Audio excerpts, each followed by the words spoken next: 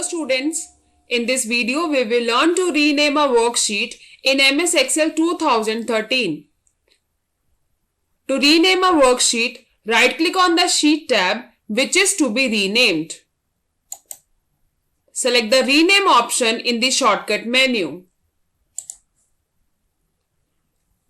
Notice that the Sheet tab gets highlighted.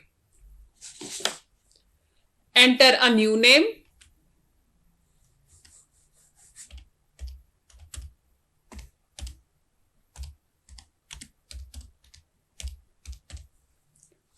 After entering the new name, press Enter key from the keyboard. Now let us learn to give different colors to a Sheet tab.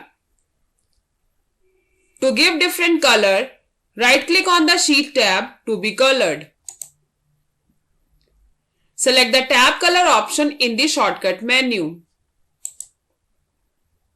Choose the desired color in the further displayed color menu.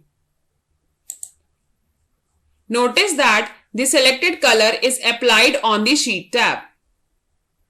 In this way, we can rename a worksheet and apply colors to the Sheet tab in MS Excel 2013. Thank you.